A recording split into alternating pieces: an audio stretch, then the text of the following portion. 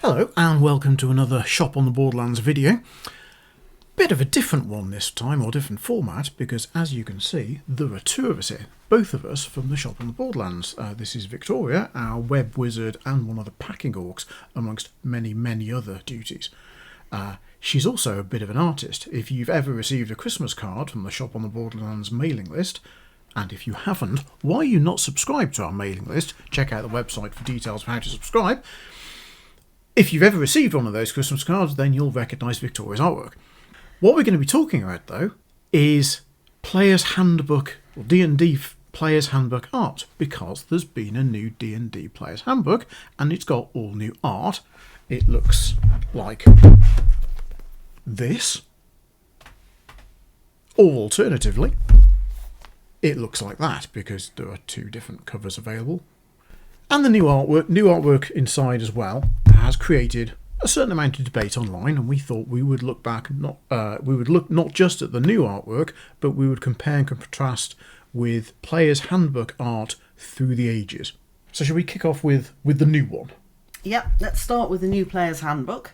And this one, definitely we've got very much the focus on the party in the foreground, and actually, interestingly, looking at that on the camera, you can really see one of the main requirements for a modern player's handbook, of course, which is very high contrast, so that you can see, even if it's reduced to a tiny thumbnail, you can see roughly what's going on, you can identify the characters. There is something extra to see there, which you only spot once you start looking at it in more detail. The red dragon in the foreground opposed to the gold dragon in the background. Something I'll show you the one it replaced. This is the older 5th edition Player's Handbook. Try not to get a reflection on that. That's the 2014 edition. And I think one thing that's different in the new one is it's more of a party of adventurers. Whereas essentially we can only see 2 player characters here. Most of the focus seems to be on, I think he's a giant, fire giant, perhaps. Mm-hmm. Whereas here, I think the focus is on the player characters, isn't it? Yes, all of them working together. Looking at this, you probably can't see it, so I will zoom in on this later when we edit it. But this is quite a painterly representation of a party. There isn't, if you start looking at it really closely, there is not a lot of detail here. You can see the detail on the faces, but the dragon in particular is really quite broad strokes rendered, and you don't see much more by getting more close to it. It's almost like it's been deliberately blurred to put the focus on the party. On the player characters. Yeah. I think if we're talking about player's handbooks, we need to very quickly look at what I think is the iconic player's handbook image, which is this one, which is the unforgettable demon and the thieves stealing the ruby. In fact, it's a wraparound cover, isn't it? So if we carefully open this one, you can see the wraparound full scene. There we go. See, what I like about this, this is very obviously a scene from a Dungeons and Dragons adventure. I imagine that the artist was absolutely furious that they ran the text over his party, who are in fact silhouetted in the foreground. And again, we'll show you the original version of that. So that's because this is a slightly. But this is a first printing of the Player's Handbook, and if you look at later printings of the Player's Handbook, they take away the Advanced Dungeons and Dragons banner there, and just have Player's Handbook up there, and you've got a bit more visibility for the characters in the foreground. Yes, and indeed the characters on the back as well, who are currently somewhat hidden from. They're not immediately the first thing that you look at here, because we've got this monstrous lozenge over the top. You don't really get the sense that they're dragging in a dead lizard man. We should credit the artist, of course. The artist is David Trampier. And I'm not sure that that's objectively a better work of art, but I think there's a reason that people are more likely to have that on T-shirts, or more likely to have that on posters on their wall, and more likely to have that as dioramas to paint for miniatures, because I've got that diorama still to paint. I must get round to finishing that off. Than, for example, the Player's Handbook that replaced it. This was the later printings of first edition AD&D Player's Handbook, which I think is objectively a better painting in terms of the technical skill of the artist. This is Jeff Easley. Mm-hmm. But Yes. it's less iconic because it's less obviously part of a D&D adventure. I can see that, and also you can't really. I mean, in this painting, we are the party, and we're not in the picture. We're confronting the wizard, and there's no image of the party in there. Whereas here, the people are in the foreground. But also, that's just a very striking composition with the archway and the eye and the lighting of it. Whereas I think this is a little bit more. I'm not sure it is technically necessarily a better painting, in the sense that there's quite a lot going on, and there's a very specific focus to this painting, which there isn't so much with that one. The Easley one is definitely less iconic. And I think there's an element of nostalgia there. Of course, yes. If that was your first one, that's what you tend to be nostalgic for. For me, that's the Player's Handbook I had when I was a kid. When I moved up to AD&D, having started out with Basic. So the nostalgia factor is better there for me. Yeah. But I think the Champion one just works as a D&D cover better. Yeah. It tells you what the game is about. I would say it works better than this too. Because this is a perfectly good fantasy painting. And yes, the focus is on the party in the foreground. But it doesn't tell you what the game is about, does it? I just like that better. Yeah, I think most people do. Can I say something good about the new artwork, which I think is a recent move compared to particularly 4th edition, and that's, I think, the weapons that the characters are using they're more real, they're more medieval kind of weapons. That's let's say he's a paladin. He might not be a paladin or fighter. That seems like a genuine medieval sword. Okay, he's got silly wings on his helmet, and the dwarf in the background has got ridiculous horns. But okay, I can live with that. But what it isn't is a sort of really curvy, obviously fantasy. It looks like it is something that you could pick up and wield. As a real person, you can imagine being able to handle that. Whereas in a really big, elaborate fantasy weapon, it's difficult to imagine how as a person, you can't physically imagine holding a thing like that without just toppling over. Yeah. Those poses, on the whole, are ones that you can imagine being in. I actually really like the helmet on the dwarf. I think he's quite cool. Okay. I think personally, in a fantasy world, because those could be enchanted horns, and they don't. They have a perfectly respectable purpose and won't catch somebody else's weapon. Personally, I think he's a Texan dwarf. They're cow horns. They're steers, like you see Texan ranch owners with them on the front of their Cadillacs. That's what I think. Okay. Dungeons & Dragons is 50 years old this year, so let's go right back to it wasn't called the Player's Handbook then, but what you got for the Player's Book in the essentially original wood grain D&D box set, and that's this. This is a 3rd printing, so it's from a wood grain set, although I'm afraid to say it's in very poor condition. As you can see, it's falling apart. Now that's, well, it's very cartoony, isn't it? It's very cartoony, but that's because it's from a comic book, isn't it? Yes, and it's a copy of an image from a comic book. Yes. It's a copy of a Marvel cartoon. Yeah. And it's actually quite a good copy. And, we have to start somewhere.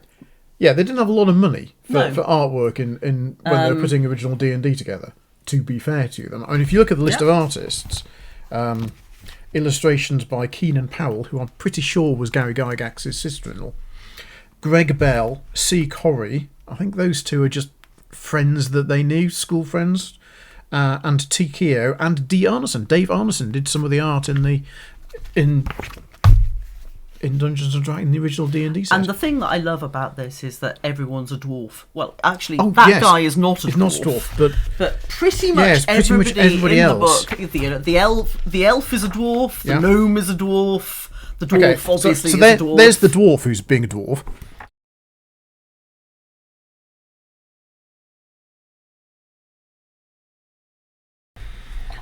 Holmes Basic, which didn't have a player's handbook, just had a single rule book, but this is Holmes' first basic D&D.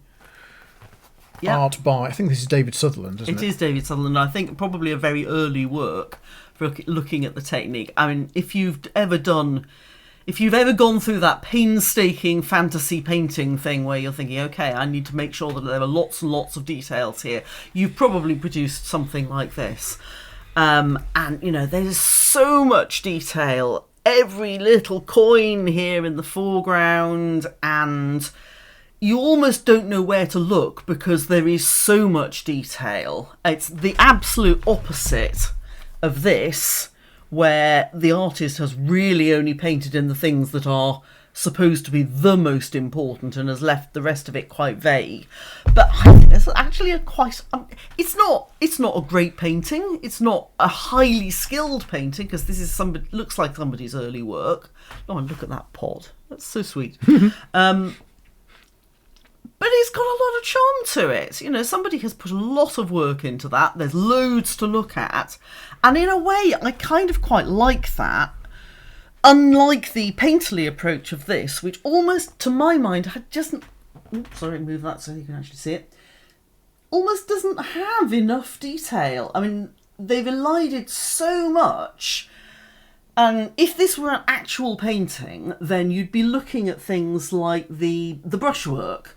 And the way that the paint has interacted, different colours on the page. You've got streaks, you've got blobs, all the rest of it. But of course, this is computer art, so you haven't got anything like that, which means that when you look at it as an object, a physical object in your hand, it's just a little bit disappointing to me. So this is digital art. I would put money on it. This is digital art because of the techniques used. I mean, obviously there are lots of techniques used here which are replicating physical techniques, which are like the line work here. You've got blobs, you've got sparkles there, but it all looks like brushes that have been created to mimic a technique that you might have used in paint rather than actual paint. And that, I think, means that there's not quite so much interest to looking at it as an object, because the places where the image disintegrates into a more abstract style, there's no accidents in there, if you see what I mean. Mm-hmm. There's no, that's interesting what the paint is doing at that point. There are no rough edges. Mm-hmm.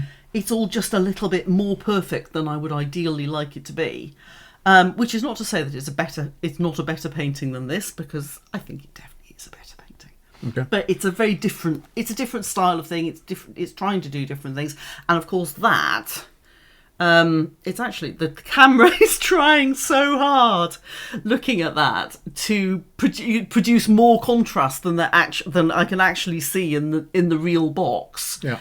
In order to make it look good on a small screen, so that if you're looking at it on your phone or whatever, you can still pick out what the details are. There's actually less contrast than the camera is giving it. But you said that they're polar opposites, but I'll say something that they've both got. The brief was obviously something along the lines of, the game is Dungeons and Dragons, make sure there's a dungeon and a dragon. Absolutely, yes. And there definitely is here. Question. This is a dragon in a dungeon, and I think probably it could be in a dungeon. Yeah, it could be in a dungeon. It looks inside somehow. Yeah. But, the lighting seems the lighting underground. Doesn't look as though it's outside. Worth saying about it, used to defend David Sutherland. David Sutherland stayed on at TSR for quite a long time, even into what we call the Four Horsemen era, when it's Elmore and Easley and Caldwell and Parkinson, and he was the art director. So he was, presumably, he's the guy sort of telling them what to do and sort of general direction to their art. Telling possibly more talented artists than him, but I think the look and feel of later D&D is a lot down. I would say that looks like something that somebody has produced where they're actually quite good, but they're still working on their technique a little bit. That's not by any means a bad image. A lot of people would draw something like that and be well pleased with it. Well, let's. I've got the T-shirt on. This is David Sutherland. His iconic Paladin in Hell from the Player's Handbook for First Edition Advanced Dungeons and Dragons. There we go. That's probably a flatter thing than looking at the T-shirt that I'm wearing. Apart from, we'll zoom in on that. Yeah, I can never quite work out. The strapping on the shield always looks a bit strange. I'm not sure. I mean, normally you would have a shield like that, wouldn't you? And I'm not an expert on how people wear shields, but I think in terms of composition, what might be going on there, one reason to hold the shield that way up would be to suggest that the paladin has come from above, to remind the eye that, this is a hell. Paladin descending into hell. Exactly.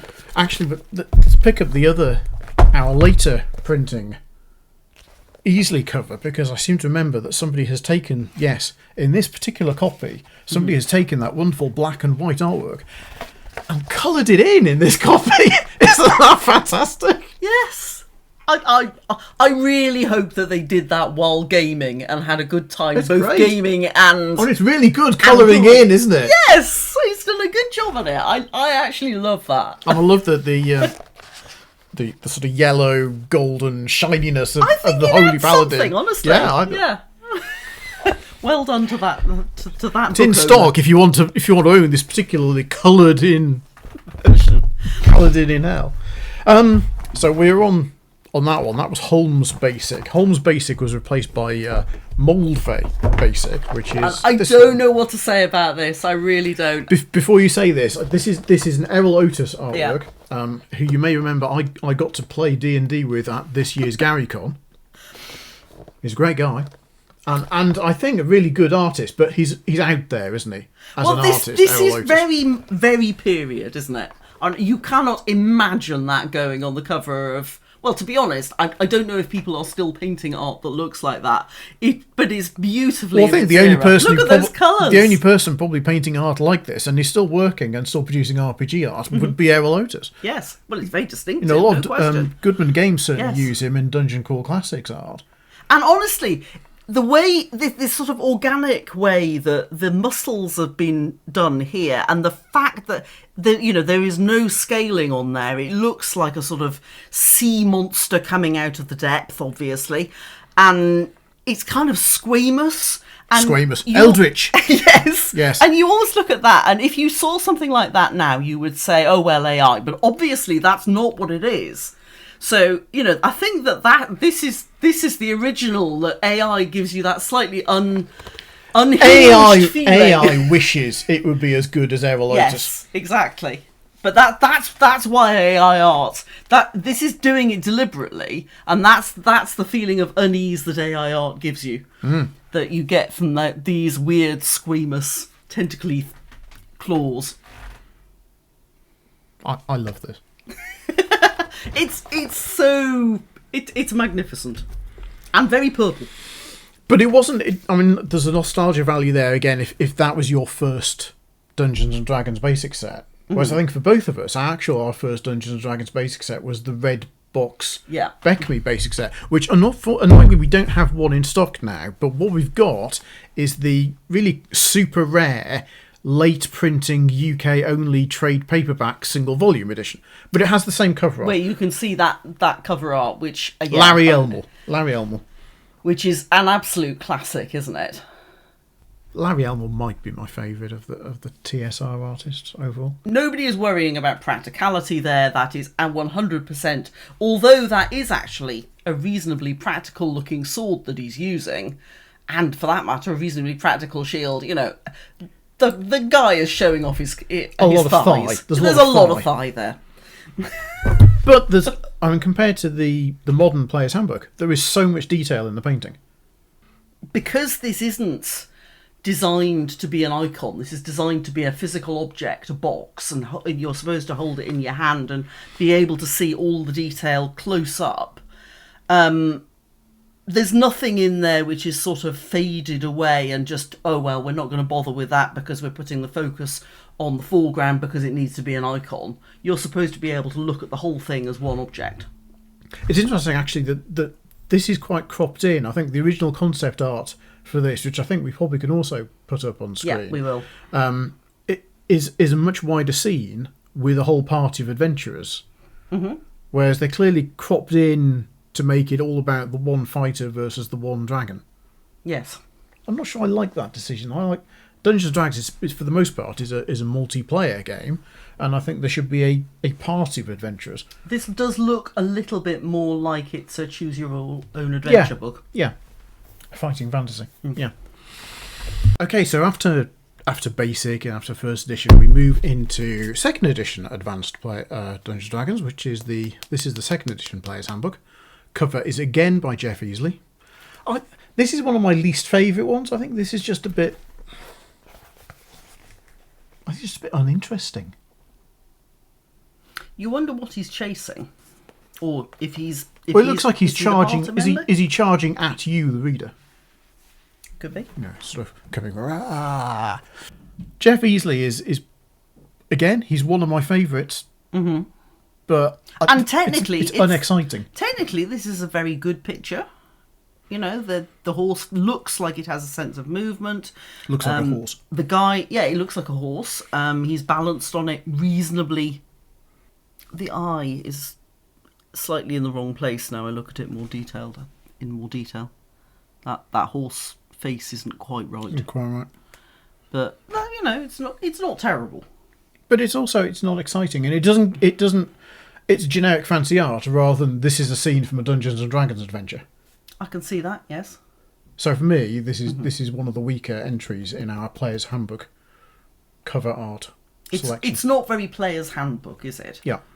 Let's move on, because third edition, which of course is Wizards of the Coast now, not TSR, and we move away from art into graphic design. Yeah. Because that's what the Player's Handbook looks like, and which is quite a departure, I think, isn't it? Yeah. From everything we've seen before. So I think the idea there is... are no players here. I'm not sure how well you can see this, but you get the idea that this is supposed to be an actual book with metal bindings. I mean, obviously it isn't. And that design is carried through the contents of the book as well, because the internal art is quite sepia. Yeah, it's got almost, in places it has a sort of deliberate effect of almost a manuscript on parchment.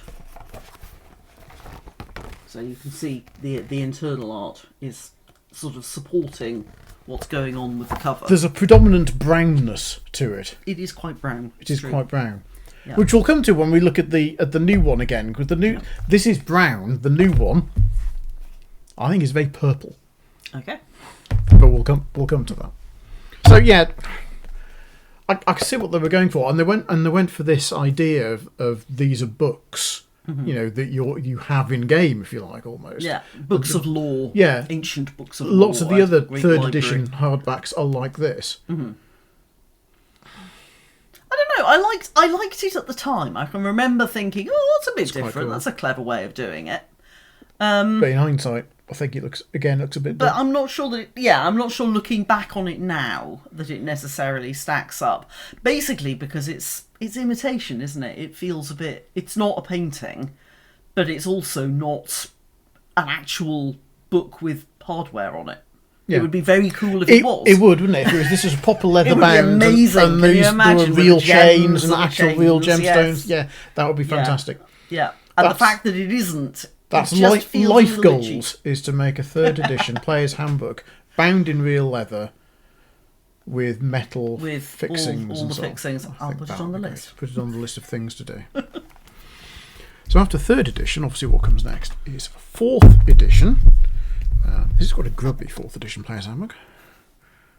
Fourth edition is generally the least popular edition of D&D. Lots of people will, you see lots of people hating on it, but this was the art, and most of the art for fourth edition cover seemed to be done by Wayne Reynolds, who's a British artist. Mm-hmm. He was also doing most of the art for Pathfinder at the same time, which was D&D's great competitor, and in fact Pathfinder overtook D&D 4th edition to become the best-selling RPG, but Reynolds had a hand in both pots, if you like, and he was doing the covers of both. So this is the Wayne Reynolds, and it's a very Wayne Reynolds Player's Handbook cover. And you're not a big fan, are you? I'm not. I can see objectively he is a good artist, but I think his cartoony figures, his overly chunky weapons, and his overly spiky armour do not appeal to my sensibilities. The spiky armour does bother me. I'm just thinking, oh, that's going to catch. Oh, that's going to catch. Yeah. But it's definitely a very striking image, no question. And in fact, they've accentuated the strong contrast between the foreground and the background by making the foreground figures slightly shiny, and the reflection there. And the background is matte. I think this probably has more personality, even though I actually prefer that one. Yeah. He definitely I think that has more personality, and I prefer that. A lot more world building to it, obviously. Look at the steps and the carvings and that's the more gems. obviously from a Dungeons and Dragons adventure than that is. Whereas that is in a cave, but it's that doesn't necessarily mean anything. There's nothing that looks particularly man-made in the background there. No, and this is the one that probably everybody knows now. This is the 2014 Player's Handbook, 5th edition. Mm-hmm. Technically, this and the artist is the same as the new one, Tyler Jacobson. Mm-hmm. Oddly cropped though, on the cover. Mm-hmm. I can see that. So things like, the figure in the front left is presumably there's rather more to her going down that way, and there's more weapon going up there, and the focus of as it's cropped there seems to be on the giant, not on the player characters. And this isn't the monster model, this is the Player's Handbook. I would have said that the focus was on her. She's leaping into his face. See, I don't think you don't, after 10 years, you'd expect this to be an image that you would see people wearing on T-shirts and having those posters. Mm-hmm. But even though there's D&D merchant or 5th edition D&D merchandising everywhere, I don't think you particularly see this image, and this, as the Player's Handbook, is the image that most people should know and recognise. I think it's just because it's not a particularly interesting. It's not obviously a D&D adventure. There's nothing particularly D&D-ish about it. It could be from any fantasy novel in which heroes fight giants. So those are all the previous. The one that we haven't really spoken about is the new Player's Handbook, but with the alternate cover. Yeah. Which we both like, don't we? Yeah, I really like this, I have to say. I love the fact that the design shifts as you move the light over it. And I also... It's shiny. It's literally shiny. It really is shiny. And compared with this one... And this one has all of the characters individually are quite striking and strong, and yet there's that faintly collagey feel about the whole thing, as though each of the characters has been designed separately. I'm not sure that they actually feel like they're all in the same picture. Whereas here, this picture has been designed. You can absolutely see that this picture has been designed. Even though it's not an action scene, they're all having tea with the Golden Dragon. I think what they're doing is they're having a short rest. They are, absolutely. They're having short rest. They're having their short rest. And it looks like it would be a really good short rest, and you'd enjoy it. And they've probably rolled some of their hit dice back. Yeah, absolutely. I like the fact that all of the figures look as though they are built into this image. As part of it, it looks as though it was designed and drawn and created as one thing. The only criticism that I might have of it, again, is that I would have liked a little bit more detail on the people. You look at them closely as a physical object. I mean, if you see this on a computer screen, it looks amazing. But this is a physical object. This is a book. And it would have been nice if there'd been a little bit more to look at if you look at it close up. But we should credit the artist instantly, which is Wiley Beckett. Yes, lovely work there. I think that might be my second favourite of all of them. Mm-hmm. Well, I suppose My favourite is obviously the Trampier one for first edition. The prying the jewels out of thing. Yeah. It's for me. It's probably between those two for my second favourite. Okay. Very different, but and all three of those, I think, probably in my top three, they're all very obviously scenes from a D&D adventure. I'm definitely going to go with the Wiley Beckett. Yeah, I'm going to go with that because that is beautiful. I'd love to have that on my shelf. But apart from that, the iconic devil statue is amazing. Good old iconic Trampier. Yeah. Though I do have a soft spot for this. Is that nostalgia based? It might be. It might be. But okay. I do think that's a very strong image. Now here's the back cover of the new standard one, which I've got to say, I quite like that. I don't like that at all.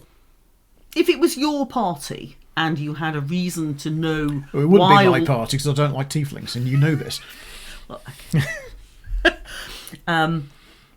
If that were a picture that had been created of the party that you were emotionally involved with, then it might feel different. And, I do quite like the fact that the pink light is being picked up on the various different, there is an effort that has been made there to pull them all together.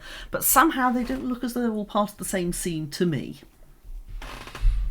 Now, you mentioned the purple, and I mentioned the purple earlier. We can't get away from the fact that this new artwork, all the way through the book, it's very purple, isn't it? It is quite purple. Let's. There's a certain amount of purple to it. There's a certain amount of purple. Let's just flick through the book, and I'll show you some purple. There's some really good artwork in here. Mm-hmm. Purple. I would say that's more of a pink. Okay. Purple's a pink. Purple. That's definitely purple. Now this has to be a purple. This has to be a deliberate decision. That's so much purple. So even if it's not explicitly purple, it's purple in tone. This must have been done deliberately, I think. Well, that's I don't think purple is a poor choice. I think in many ways it's more interesting than brown, which is what third edition went with. But that's quite a purple double spread. It is quite a purple double spread. But, if you think about it, purple is traditionally a very regal colour. It goes back a long, long way, indicating luxury, indicating high rank, indicating status. And indicating magic, potentially. Yeah. It's a very magic-y colour, and I think that's presumably the thinking here. Mm-hmm. I can see that too. And I suppose, one thing that we have seen through most of these is that when you have representations of treasure, we have gold in there, obviously, because gold is a very strong symbol that we all recognise. But I think perhaps purple, maybe that is a colour symbol that we can recognise too, meaning magic, meaning exotic, dramatic. It just seemed over the top purple to me. You don't think so?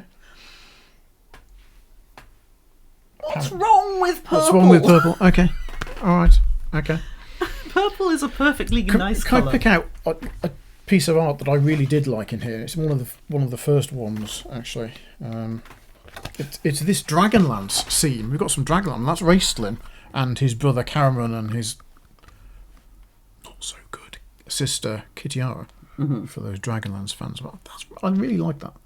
Mm. And unlike the cover version where you're talking about lack of detail, there's definitely detail in this. There is, and also although there is contrast there, that image does not, in fact, again, I can see the camera is picking out more contrast and creating contrast that perhaps isn't quite there in the real thing. Because you don't need it, because it's an inside spread. That is not. Yep. That is designed to be looked at as an art object, not to catch your eye on the shelf. Yes, not to catch your eye on the shelf, and not to catch your eye in as a thumbnail in a shop. And here's this again. I particularly like. It's a clever illustration of a rule.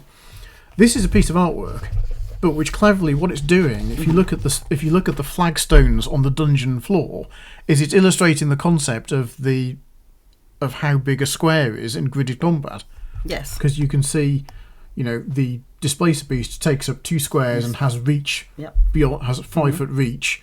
in each of the rather more humanoid-sized figures takes up a 5-foot square. I think that's a clever piece of art to illustrate a rules concept. It is, yes. Yes, and it looks dramatic and it looks fun, but it also kind of looks like a picture of game pieces, which, you know... Which sort of works is right. really well. We can't escape without mentioning this one because they brought the characters from the cartoon series back, all grown up now. Mm-hmm. Well, I say all grown up, but there's somebody missing here, which worries me a bit. Because if you look at the description, it says, I would need to get my glasses on for this, but it mentions Hank, Bobby, Sheila, Diana, and Presto. Sheila is the thief with the invisibility cloak, so she's not actually in the picture. I think the assumption is that she's wearing her invisibility cloak. But there's no Eric the Cavalier. What's happened to him? Something terrible, probably. Does that mean that Eric, who I always thought was the best character, has canonically died or something? Terrible. In the world of Dungeons and Dragons. It is a big, complicated image, and you kind of feel like the artist has just... Yay, we can have a bit more of this and a bit more of that and a bit more of the other thing, and there's an owlbear and there's a mimic, and you know everywhere there is stuff going. Oh, and there are some goblins. And they all seem to be doing. All the characters seem to be doing rather different things, and not working together. But maybe that fits. Can we talk about the glam metal bard? We can talk about the glam metal bard if you would like. Because I'm not a fan of the glam metal bard. No, I know you're not a fan of the glam metal bard. Here's the glam. I quite like the glam metal bard, I have to say. I can see objectively. She's College of Glamour. She's supposed to be glamorous. It's just that, to me, that's not how I mean, I don't play the mandolin or the lute or whatever. I think this is probably a lute, isn't it? I don't think that's how, medieval lutists played the lute. I think that's how the blonde-haired one from Heart plays the electric guitar. Well, perhaps. But, it's glamour. It looks anachronistic to me. But I know you're going to say, and I know lots of people are going to say, it's a fantasy game. It is a fantasy game. There is no period that this is set in. Yes. There is no historical period. Whereas I always want my campaigns to be rooted... I mean, they're not in historical settings, but there is an awareness of... You want a consistent aesthetic. I want a consistent aesthetic. Yeah. So I don't want the silly fantasy swords, and I don't want people playing the lute as if it's an electric guitar. That's just me. I admire her boots. Okay. I noticed the opposite page is very purple. Yeah, it is very purple. There's so and you don't have purple. any objection to him. There's so much purple in this book. Well, apart from the fact he's very, very purple. So what do you think about half-orc paladin? It's a bit of a cliche now, isn't it? Half-orc paladin. It used to be, that's reacting against tropes, having a half-orc paladin, because you couldn't have a half-orc paladin in first edition. I think she's spectacular. You like this one? Yeah, I really do. I have nothing to complain about with this. It's spectacular, it's well drawn, it's memorable. No, I have no problems with this. We like this half-orc paladin, I think.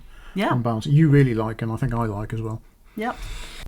But I think we've looked through the new one, and we've found some art that we really like and find some art that we really don't like. But it would be, I think, horribly naive of us to think that there was never any bad art in earlier editions.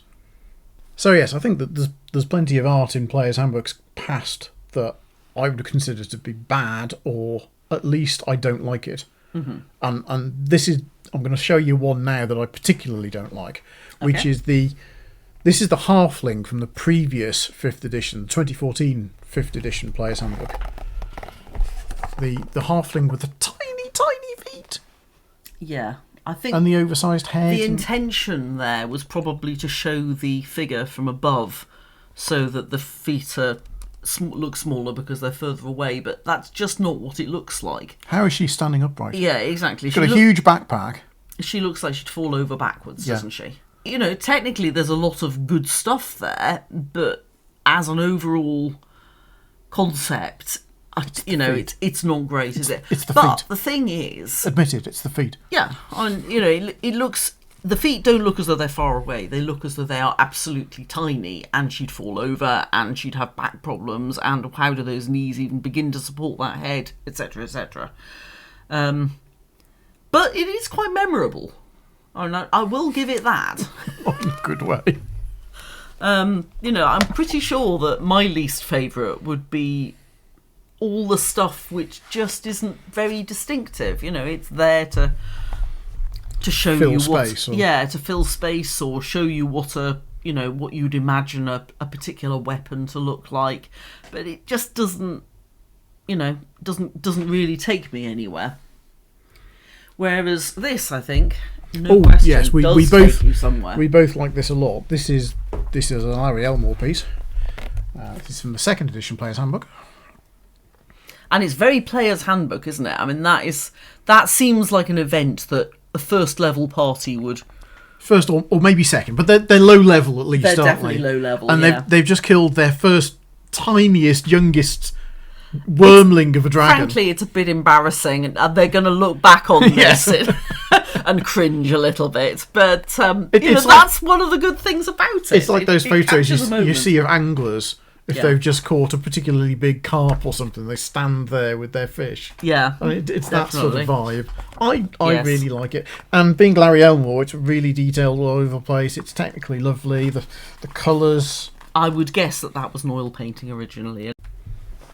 Okay, so you wanted to talk about pig-faced orcs at this point. I always want to talk about pig-faced orcs.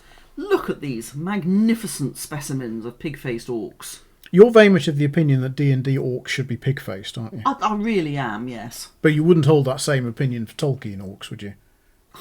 To be honest, I think that if you pig-face the Tolkien orcs, then it solves a lot of problems. They are also ahead of their time in that the entire setting is somewhat purple. Yeah. And, their fortress is magnificent, or the fortress that they are assaulting is magnificent. It's also nice to see these orcs are using, I don't know if this armour was made by them or if they've stolen it from somebody, but it's well made, isn't it? Look at that. Quite nice to see orcs not wearing things that are just pointlessly spiky and bits of animal. These orcs are... The helmets are somewhat pointlessly spiky, to be fair. Well, they're a little pointlessly spiky, but they are nonetheless rather nicely made. I mean, look at the curves on that. Yeah, okay. And it fits in well. And I think the bit I like most about this painting is that the pig snouts on the pig-faced orcs are deliciously pink, whereas the skin is not. Yes. And their eyes, I think their eyes are very compelling. So we like this one. I like this one. This is one of my favourite pieces. Whereas, so that's an orc that we like. This is second edition. Second edition. Whereas, that, I think that should have been on the cover, the pig-faced orcs, rather than the. But maybe that's just me. Whereas second edition is where we first start to get pointy-eared elves, isn't it? And we don't like pointy-eared elves, do we? We're a little uncomfortable with pointy-eared elves. Tolkien fans, of course, will have huge conversations and arguments. Let's be honest. Wars, flame wars, about how pointy the ears are, and they will quote ridiculously obscure pieces of evidence to support either view that elves either did or didn't have point. Leaf-like, exactly. What kind of leaf? That's the question. I like a slight point. Don't get me wrong. I like a slight point to an elf ear, but not, Yes. If they're getting in the way and you can't get them under a hat, then that strikes me as a bit of an issue. So examples of this is the old 5th edition Player's Handbook. Very not just pointy elf ears, but pointy elf eyes. Mm-hmm. Slanted eyes, generally quite pointy. No question. I don't like this painting at all.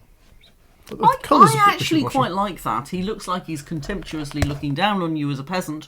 But, I'm not sure that is a terrible characterisation for an elf. So, to wrap up then, I think we quite like some of the art in here. Some of it's bad.